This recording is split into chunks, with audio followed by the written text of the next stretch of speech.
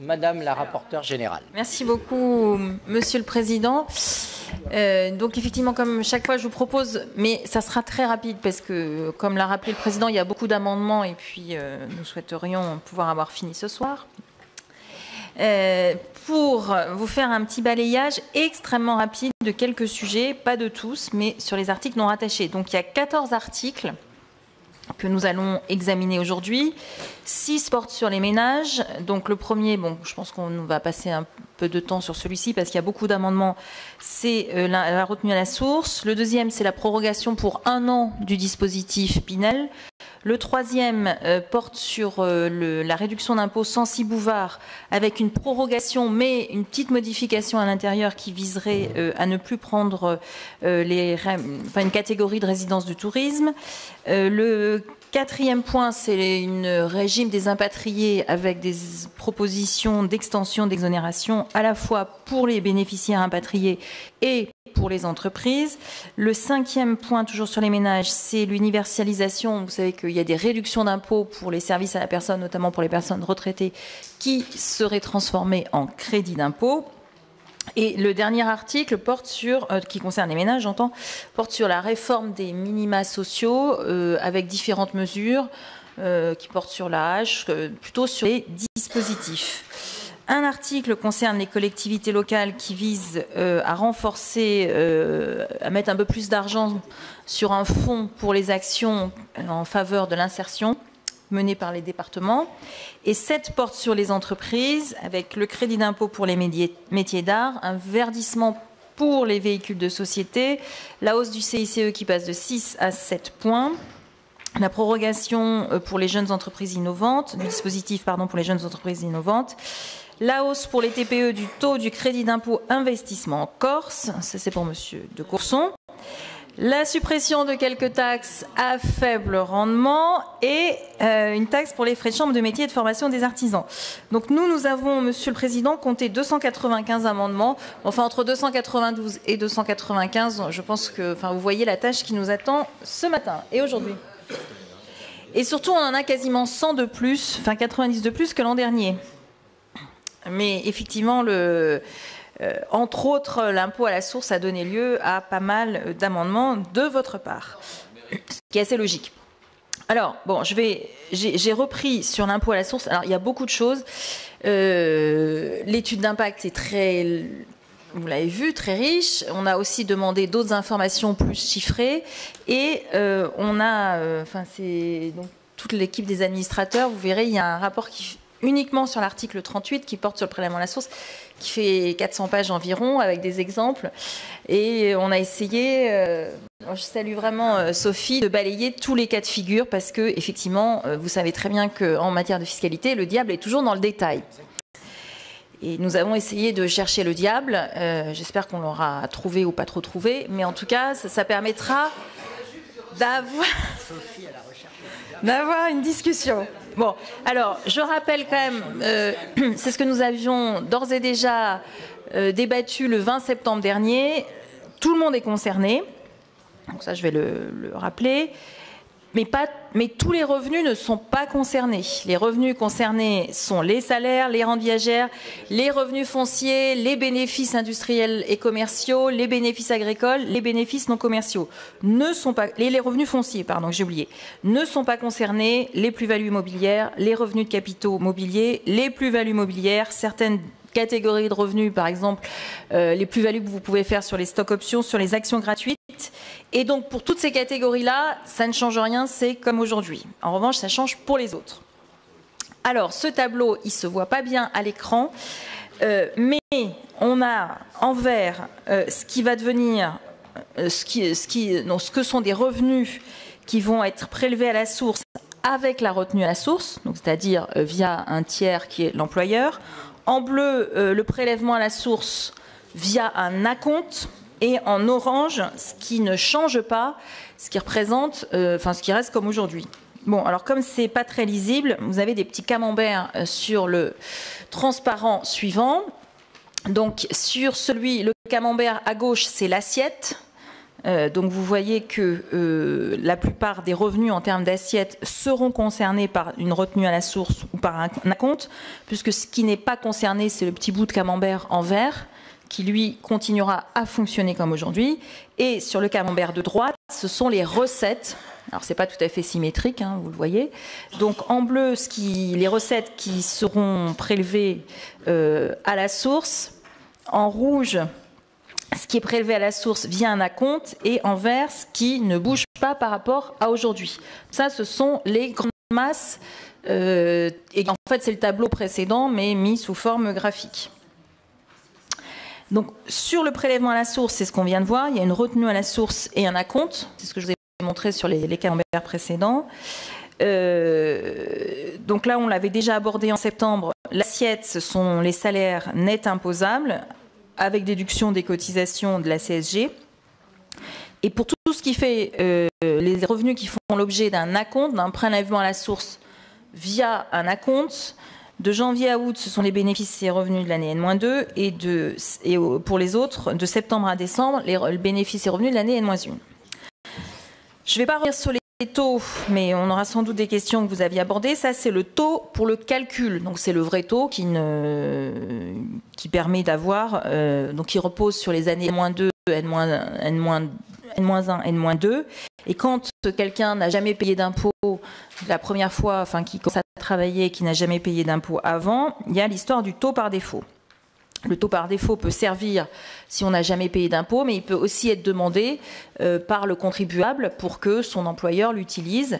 Et c'est là-dessus où il y a beaucoup d'amendements de tous les côtés, enfin, je ne dirais pas de l'hémicycle, mais de cette commission des finances, pour revoir la grille du taux par défaut qui est proposée. Toujours, donc là il y a aussi pas mal d'amendements sur aujourd'hui, vous faites la situation familiale évolue. Donc vous vous mariez, vous vous séparez, il y a un décès.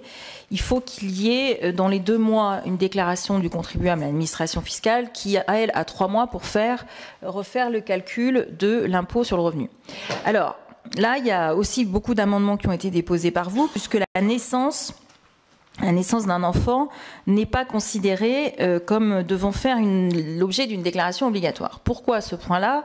C'est parce que dans le premier cas, vous avez un changement du foyer fiscal. Quand vous vous mariez ou quand il y a une séparation, le foyer fiscal qui existe se modifie, en tout cas dans notre droit actuel. Quand un enfant naît, ça ne change pas le foyer fiscal. Vous récupérez une demi-part. Voilà, vous récupérez, ça augmente le nombre de parts que compte le foyer fiscal, mais ça ne change pas la composition du foyer fiscal. Donc il y a cette distinction-là. Bon, moi je fais partie de ceux qui pensent qu'il faudrait réintégrer la naissance d'un enfant pour qu'on puisse en profiter, mais ça donnera lieu évidemment à un débat. Oui, Tauride, si vous le dites, monsieur de Courson.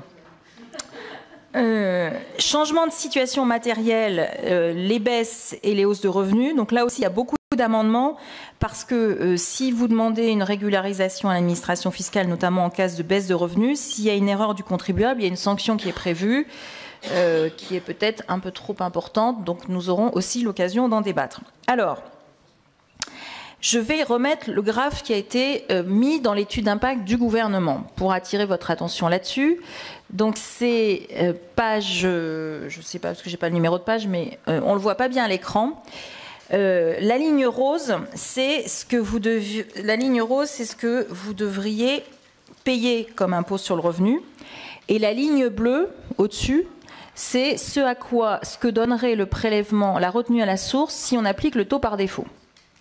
Donc, vous voyez, oui, mais vous voyez que, et c'est dans quel que soit le cas de figure, là on n'en a mis qu'un seul, la ligne bleue est toujours au-dessus de la ligne rose. Ce qui veut dire que lorsqu'on utilise le taux par défaut, on est toujours prélevé plus que ce qu'on doit. Ça, c'est le graphe qui a été mis dans l'étude d'impact du gouvernement. Après, évidemment, on est remboursé. Mais la calibration telle qu'elle est faite de ce taux par défaut conduit à ce que, c'est la ligne bleue, vous soyez, si vous choisissez d'être prélevé avec le taux par défaut, vous soyez toujours prélevé plus que ce que vous devez réellement. Donc évidemment, il y a eu beaucoup d'amendements sur cette question-là pour voir comment on peut réajuster ce taux par défaut afin que cette situation-là soit corrigée. Alors, j'ai fait une petite liste des questions qui ont été soulevées par vous, qui ont pu aussi apparaître dans la presse. Ces questions ne sont pas exhaustives, mais elles visent à poser quelques points du débat. En 2017, donc on a dit que 2017 c'était une année blanche, que dans le cas général, les revenus de 2017 ne sont pas taxés. En 2018, avec la retenue à la source, on paye de l'impôt sur les revenus 2018. Ça, c'est le cas général. Néanmoins, le texte de loi, le projet tel qu'il nous est présenté, prévoit qu'un certain nombre de revenus exceptionnels de 2017 seront taxés au titre de 2017. Et c'est là-dessus que la définition de cette liste des revenus exceptionnels peut aussi faire l'objet de quelques questions. J'en ai mis une qui porte sur la prime de précarité liée au CDD, qui fait partie de ces revenus dits exceptionnels. Je rappelle qu'en 2015, il y a eu 20 millions de CDD en France. Donc ça concerne beaucoup de personnes qui, de fait, alors évidemment, il n'y a pas 20 millions de salariés qui ont fait des CDD en 2015. Vous pouvez enchaîner plusieurs CDD sur une année. Mais à chaque fois, ça a donné lieu à une prime de précarité, puisque c'est inclus, c'est inhérent à la nature du CDD. Donc, est-ce que ça doit continuer à faire partie d'un revenu exceptionnel? Moi, je me permets de poser la question. Il y a un autre point aussi sur les revenus du travail qui concerne les indemnités versées lors de la rupture du contrat de travail. Là aussi, je pense qu'on aura le débat sur ce sujet. Toujours sur ce qui est proposé comme étant revenu exceptionnel, il y a les revenus fonciers. Alors là-dessus, il y a des petits points de détail, mais qui peuvent quand même concerner un certain nombre de personnes. Les suppléments de loyer qui sont perçus à l'entrée dans les loyers, ou ce qui peut résulter de l'attribution gratuite d'aménagement. Donc là aussi, ça fait partie des questions soulevées. Non, je me suis trompée de... Oui, c'est ça. Deuxième point. Alors là aussi, nous en avions déjà débattu le 20 septembre, ce sont les crédits d'impôt et les réductions d'impôt. Bon. Tous les pays qui pratiquent la retenue à la source n'intègrent pas les crédits et les réductions d'impôt. Tous. Aucun ne les intègre. C'est-à-dire que vous êtes prélevé d'un montant brut et vous êtes remboursé après. Tous les pays. Tous. Seulement, c'est pas à vous que je vais le dire, il ne vous aura pas échappé que la France est quand même championne, au moins d'Europe, peut-être pas du monde, mais des crédits d'impôt et des réductions d'impôt. Donc évidemment, la question chez nous est plus sensible qu'elle n'est ailleurs. Mais encore une fois, tous les pays qui font la retenue à la source n'intègrent pas les crédits et les réductions d'impôt. Alors évidemment, il y avait deux options qui étaient possibles, qui étaient de dire on renonce au crédit d'impôt, puisqu'en 2018, si on veut inclure les crédits d'impôt de 2018, ça suppose de renoncer au crédit d'impôt acquis au titre de 2017, ou alors ça suppose en 2018 de bénéficier des crédits d'impôt acquis en 2017 et des crédits d'impôt acquis en 2018. Bon, là, vous faites exploser quand même le budget de l'État. Et donc la solution qui a été... Si on voulait les inclure, pour les inclure, il y avait deux solutions possibles. Soit renoncer au crédit d'impôt et réduction acquis en 2017, soit faire qu'en 2018, vous ayez et les crédits d'impôt et les réductions d'impôt de 2017 et ceux de 2018. Donc ça vous fait une petite facture à 24 milliards d'euros. Bon, je pense que dans cette commission, chacun reconnaîtra que c'est quand même beaucoup. Donc la solution qui est proposée dans le projet de loi de finances, c'est de dire on ne les inclut pas, comme ce que font tous les pays qui pratiquent la retenue à la source, et ils sont remboursés l'année suivante. En 2018, vous êtes remboursé, enfin vous percevez les crédits d'impôt et réductions d'impôt acquis en titre de 2017, en 2019 ceux de 2018, en 2020 ceux de 2019, etc., comme font tous les pays. Non, pas comme aujourd'hui. Aujourd'hui, votre taux d'imposition est calculé en tenant compte des crédits d'impôt. Alors, l'impact budgétaire,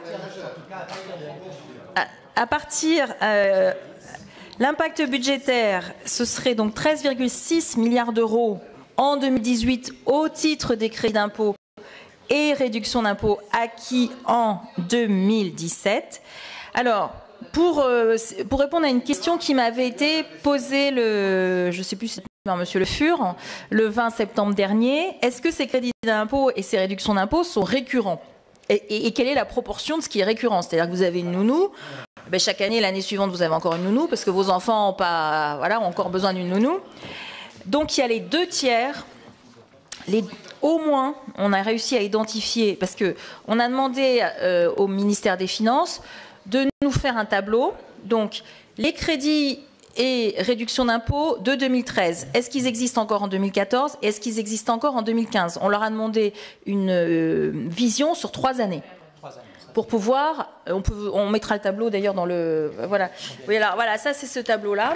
Donc, on a demandé, alors par nombre, mais vous l'aurez, hein, c'est dans le rapport. Comment? Alors, je vais prendre les dons, parce que les Français font beaucoup de dons. Vous avez 4,6 millions de ménages qui font des dons pour un montant total qui représente la réduction d'impôt et le crédit d'impôt de 1,2 milliard. Et ça, on a fait lisser et on a identifié ces ménages-là pour savoir combien continuer sur 3 ans. Peut-être qu'ils peuvent faire des dons tous les ans ou un don exceptionnel. Donc là, vous aurez dans ce tableau la liste de tout ce qui donne lieu à crédit d'impôt et réduction d'impôt, le nombre de ménages concernés, donc 2013, 2014, 2015. On a fait une colonne, ceux qui ont fait des dons en 2013, est-ce qu'ils les ont encore fait en 2014 et 2015? Est-ce qu'ils ont commencé à le faire en 2014 et 2015? Donc vous avez tout l'aspect lissage. Ce qui permet de dire que sur les 13,6 milliards, il y en a grosso modo 2 tiers. Je vais vous le laisser. Ah ben, oui, mais alors, il faut faire attention parce que vous pouvez... Alors... vous verrez la manière dont on a procédé. Combien de personnes ça fait? Je ne vais pas les sommer parce que vous pouvez avoir une nounou, faire un don à un organisme, donc on les a identifiés par catégorie. C'est des centaines de milliers ou des millions. Ah ben on est plutôt sur certains, là on est sur 5 millions de personnes, 5 millions de foyers fiscaux qui font des dons. Oui, donc on est... Et vous faites, vous avez une nounou, vous faites un don, vous pouvez faire une réduction d'impôt FIBDOM, vous pouvez faire une réduction d'impôt du Flopinel, vous pouvez changer votre chaudière et vous avez le CITE, enfin voilà, donc... Alors, donc 2 tiers. Donc effectivement, si on additionnait en 2010... si on conservait le bénéfice, enfin, pour que ce soit intégré, il faudrait pouvoir cumuler les deux. Ça fait quand même 13,6 milliards plus 2 tiers de 13,6 milliards. Ça nous fait quand même du 24 milliards d'euros, ce qui fait une somme importante. Alors, combien de contribuables sont concernés? Au total, 8,7 millions sur les 36 bénéficient d'une manière ou d'une autre de réduction et de crédit d'impôt. Donc là, il y a des intersections à l'intérieur, puisque vous pouvez avoir une nounou, faire un don, etc. Donc, la solution qui est proposée par le gouvernement, c'est de dire que pour les contribuables dont les crédits d'impôt et les réductions d'impôt conduisent à annuler l'impôt sur le revenu, d'avoir un taux nul, de pouvoir appliquer un taux nul, et ça concernerait sur 8,7 millions de contribuables, 1,4 million de foyers, 1,4 million. Oui, non, mais tout de suite les... Alors, toujours, c'était une question, je crois, de... Je ne sais plus, Madame Louvagie, je dis que c'était par ici que vous m'aviez demandé si... Ou Groscost, oui, c'est ça, qui nous l'avait posé. Si on fait des travaux en 2017, donc supposons qu'on loue un appartement, on a des revenus fonciers qui découlent de cette location d'appartement, on fait des travaux... Là, ce n'est pas une réduction d'impôt ou un crédit d'impôt, ça diminue le montant qu'on déclare. Parce qu'on dit, voilà, je dois avoir 1000 de loyer, j'ai fait 100 de travaux, donc je vais déclarer 900. Bon. Donc là, c'est un sujet qui est effectivement épineux, puisque dans l'état actuel, on perd le bénéfice de ces travaux réalisés en 2017, avec toutefois des exceptions. Donc là, on a une liste assez longue d'exceptions qui permet de le reporter en 2018. Je pense qu'on aura aussi le débat et on pourra balayer la liste si vous le souhaitez. Alors, on a regardé... Non, mais on va le reprendre, monsieur Le Fur, vous allez voir. Enfin, ça fait partie des points, c'est pour ça que je l'ai soulevé. Là-dessus, quand on regarde l'imputation des déficits fonciers, alors c'est les déficits, c'est pas que les travaux, hein. Ça représente 400 millions d'euros en 2015. Pour avoir tout de suite aussi un ordre de grandeur, il y a 4,6 millions de contribuables qui déclarent des revenus fonciers. Ça ne veut pas dire qu'ils font tous des travaux, mais 4,6 millions de contribuables déclarent des revenus fonciers. Et là-dessus, sur ces 4,6, 3,5 millions sont imposables. Voilà. Donc voilà, Monsieur le Président, là pour avoir balayé les sujets. Alors juste un petit point, parce que ça c'est un article, l'article 43 sur les impatriés. Donc il y a eu un seul dépôt d'amendement qui est par Monsieur Fromentin pour supprimer cet article. Donc du coup, moi j'ai quand même souhaité vous mettre l'ensemble des chiffres. Aujourd'hui, ce qui existe, c'est que quand vous êtes impatrié en France, vous bénéficiez d'une exonération d'impôt sur vos revenus qui correspondent à des suppléments de rémunération. Ça représente 156 millions d'euros pour 2015, avec 11 279 bénéficiaires. Et pour l'entreprise qui le fait venir en France, il n'y a pas de dispositif. Ce que propose l'article, c'est deux choses. C'est de faire en sorte que l'exonération dont bénéficie l'impatrié passe de 5 à 8 ans, à compter du 6 juillet, enfin si en fonction à compter du 6 juillet 2016. Et pour l'entreprise qui le fait venir en France, c'est une exonération de taxes sur les salaires. Donc le coût budgétaire en année pleine serait de 300 millions d'euros. C'est-à-dire qu'on passe de 156 millions à 300 millions d'euros. Non mais à terme. Non mais Monsieur Lefebvre, c'est pas la peine de vous fâcher. Je sais que les chiffres, je sais que parfois. Je pense que vos collègues sont capables de eux aussi avoir une analyse précise des chiffres et on peut aussi avoir ce débat. Je note. On explique les chiffres. Il y a marqué à terme, en régime de croisière. Oui, mais c'est pas la peine de vous fâcher, Monsieur Lefebvre. Eh ben, vous êtes énervé, donc vous ne fâchez pas, mais vous êtes énervé, c'est parfait. C'est quand même un concept. Alors, attendez, monsieur, pour détendre les choses, sachez que de mon côté, j'explique à un certain nombre de nos candidats que le régime des impatriés, c'est une dépense fiscale importante qui a beaucoup progressé ces dernières années et qu'il faut l'aborder avec modération. Donc ce débat, vous n'êtes pas les seuls à l'avoir, nous l'avons aussi de notre côté. Et je pense que le rôle de la Commission des finances, c'est de mettre en évidence les chiffres et puis d'essayer de prendre une position raisonnable. Merci, Monsieur le Président. Les crédits d'impôt service à la personne. Donc là-dessus, vous savez qu'il y a une réduction d'impôt. L'article propose de la transformer en crédit d'impôt.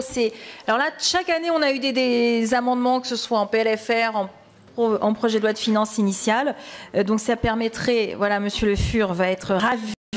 Ah, depuis 10 ans. Bon, moi, j'avais pas cet horizon de temps-là. Mais oui, Monsieur Le Fur, il faut toujours être persévérant. Mais je sais que vous l'êtes. Donc ça représenterait une dépense fiscale estimée à 1,1 milliard d'euros. Alors sur les collectivités. C'était 2 milliards. Oui, c'était 2.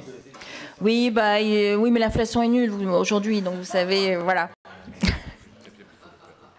Bon, sur les collectivités locales, je me permets de faire un petit point parce qu'il y a plusieurs amendements qui ont été déposés sur la revalorisation des bases. Alors je suis désolée, le tableau n'apparaît pas de manière très lisible.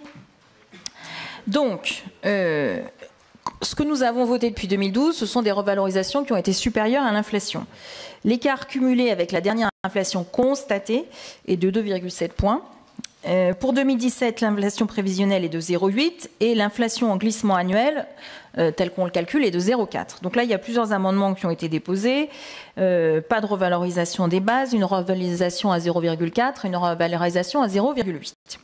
Donc quand on regarde ce que ça donne sur la taxe d'habitation et sur la taxe foncière, à la fois, on a fait une règle de 3 en prenant les bases telles qu'elles existent, en multipliant par l'inflation et en prenant un taux moyen de taxe d'habitation, taxe foncière pour voir à peu près ce que ça fait en recettes supplémentaires. C'est un taux moyen, donc évidemment, vous allez me dire dans les collectivités, ça peut bouger. Voilà, on l'a fait vraiment un petit calcul de coin de table. Donc ce qui donnerait pour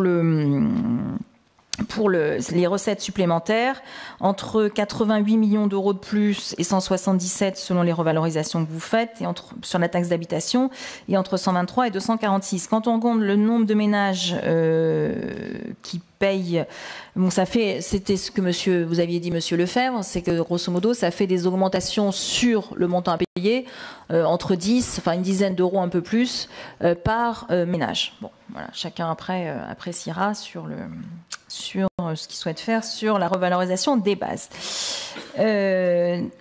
Dernier point, parce que alors là, il n'y a pas... Je sais pas. oui. J'ai obtenu un tableau depuis 2011 sur l'inflation réelle et la revalorisation annuelle des bases des valeurs locatives. On est entre 2 et 3 points de sur-revalorisation des valeurs. 2,7 points, c'est bien ça. Donc on a le même tableau et il sera publié parce qu'il va falloir que chacun prenne ses responsabilités là-dessus. Et effectivement... Alors, on a... Oui, alors... Comme quand on finit par... Dernier point. Il n'y a pas d'article, mais sur les 295 amendements, il y en a 73, donc c'est quand même un nombre significatif qui porte sur beaucoup de sujets qui concernent les exonérations. Comment, voilà, je vois que M. Goy acquiesce. Je pense que sur les 73, il y en a un certain nombre dont il est l'auteur ou le co-signataire. Donc, c'est un montant qu'on avait abordé lors de la séance.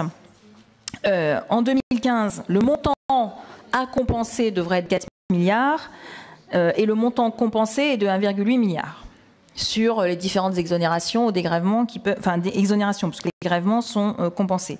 Donc vous voyez l'écart, c'est le petit graphe et l'évolution, c'est quelque chose qui dure depuis toujours, mais qui est évidemment, qui du coup est payé par les collectivités elles-mêmes. Une question à ce stade, excusez-moi de vous interrompre. Dans cet écart, il y a deux phénomènes. Il y a le phénomène des taux historiques. Oui.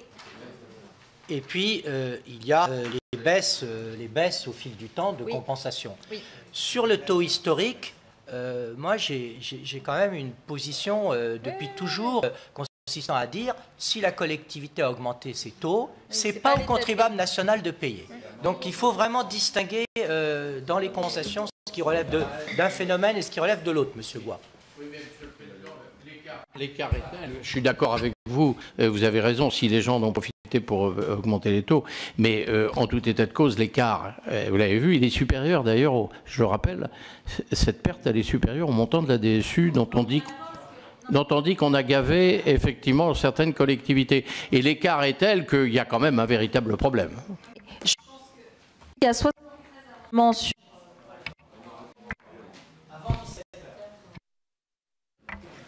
Oui, les bases ont plus augmenté que l'inflation. Il y a 73 amendements sur le sujet, donc vous verrez que voilà, nous aurons. Et puis après sur les entreprises, je pense qu'il n'y aura pas trop de sujets. Passage du CICE de 6 à 7%, prorogation de différents mécanismes. Voilà, Monsieur le Président.